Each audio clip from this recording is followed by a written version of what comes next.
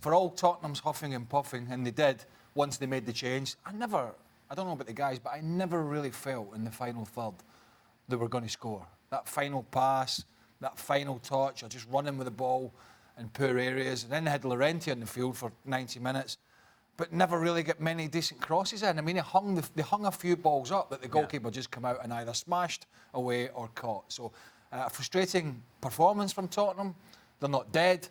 But another excellent performance from Ajax. It's quite a statement, isn't it, to say that Ajax winning 1-0 at Spurs, they might be slightly disappointed with. It just shows how good they were, certainly in the first half. Yeah, they were. And when you consider they hit the inside of the post in the second half, and let's be honest, Onana didn't have a whole lot to do. Dele Alli with one shot straight at him, but outside of that, a couple of set pieces, Alderweireld and Llorente.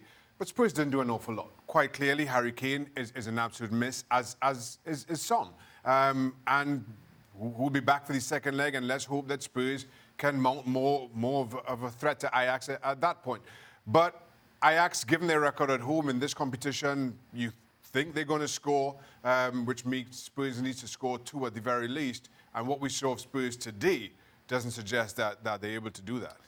When you consider for Spurs what changed the game, or perceived to be changing the game, was the fact that Jan Vertonghen gets destroyed. His nose is all over the place. He doesn't know where he's at. He has to come off.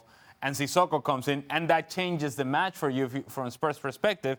It gives you an idea of how dominant Ajax were up until that point. Because it can't be that the highlight for you is somebody getting destroyed and having to come off, and then Sissoko comes in and gives you a little bit more energy, physicality in the midfield, forces Ajax to, at the very least, have to complete 3 or 4 passes before they go in the attack.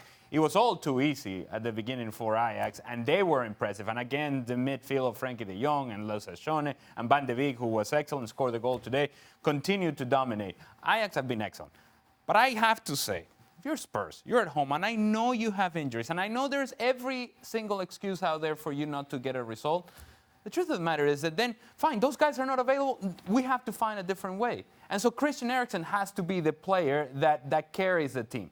And for long periods of time during that game, he's just kind of walking around, jogging around, never really getting out of second gear. And you can make that case for a lot of the Spurs players. The energy wasn't there from the very beginning. They were flat, and it showed. Ajax were on the front foot from the start of the match. They could have scored and should have scored a couple more goals. It didn't happen for Ajax, but in the end, 1-0, you'll take it. Gab?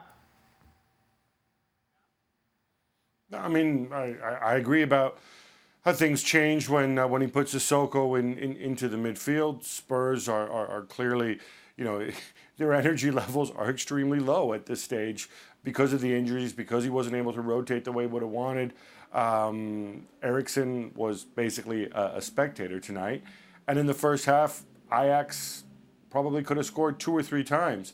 What I thought was interesting, and Erik ten Hag touched upon this, he said, basically, people think that we go out there, we only play one way, and the short passing, and we attack all the time. But, we're learning to, or we're really impressing upon ourselves the importance of knowing how to manage games and minimize risks. And I think we saw a little bit about that in the second half when I thought, Spurs played better. Ajax also were a little more conservative. We saw more longer passes from the back, often directly from Onana, more directness, and I think that was their way of saying, well, whatever happens, we're not giving up another goal here, and then maybe we can get one at the other end, and they nearly did with David Neres. So it's almost like another level of maturity to this Ajax side. I'm always amazed, how energy levels are always low when a team loses and has been outplayed.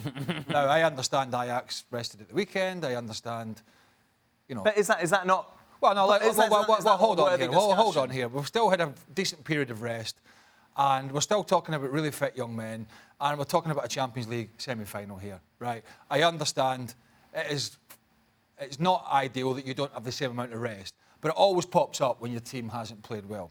Listen, to go to what Shaq was saying about Kane and Son, clearly they're a miss. But I think there are bigger issues there, and I think that was the middle of the park. There's no Winks. Wanyama's not had much game time, he's got no mobility. Dyer's not had much game time, so he didn't play. as Ali said, Eriksen was off the pace. Dele Alli was off the pace. These were bigger problems, almost bigger problems than not having an out ball for Son over the top or a natural goal scorer in Harry Kane. When Tottenham got the ball, this is not down to tiredness. When Tottenham got the ball, they probably only had one person. When somebody got the ball in the middle of the park, he had maybe one option, two at most. When De Jong got it or Shawnee got it, they had 3 or 4 little passes. They had a short pass, they had a pass there, they had a ball in behind, they could have gone back. They just had more options all round. They were just a better side. And do you want a really uninteresting stat, Daniel? Well, it's never stopped you before. I don't know why you're asking my permission. Woo! When Tottenham, in a 2-legged European tie, Tottenham have never won or gone through when they've lost at home first. For more, sign up now for ESPN Plus.